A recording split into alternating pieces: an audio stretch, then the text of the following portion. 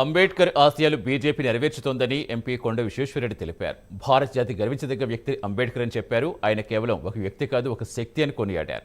హైదరాబాద్ హైదర్ నగర్ డివిజన్లో అంబేద్కర్ జయంతి ఉత్సవాల్లో పాల్గొన్నారు. అంబేద్కర్కు భారతరత్న ఇచ్చే విషయంలో కాంగ్రెస్ అనుసరించిన విధానాలు తప్పుపట్టారు.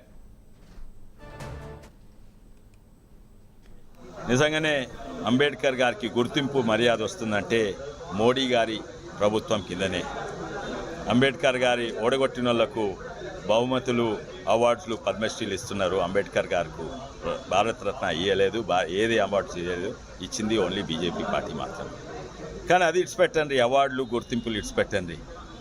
తన అంశాలు ఏముండే, ఇష్యూస్ ఏముండే, తన పాలసీస్ ఏముండే, భారతదేశం అంత ఒకటే, మన ఐక్యతగా ఉండాలి. ఆర్టికల్ 370 వద్దు. దేశానికి ఒకటే రాజ్యాంగం ఉండే, రెండు రాజ్యాంగాలు ఉండొద్దు. దేశము కుల మత భేదాలు లేకుండా అన్ని మతాలకు ఒకటే యూనిఫామ్ సివిల్ కోడ్ ఉండాలి.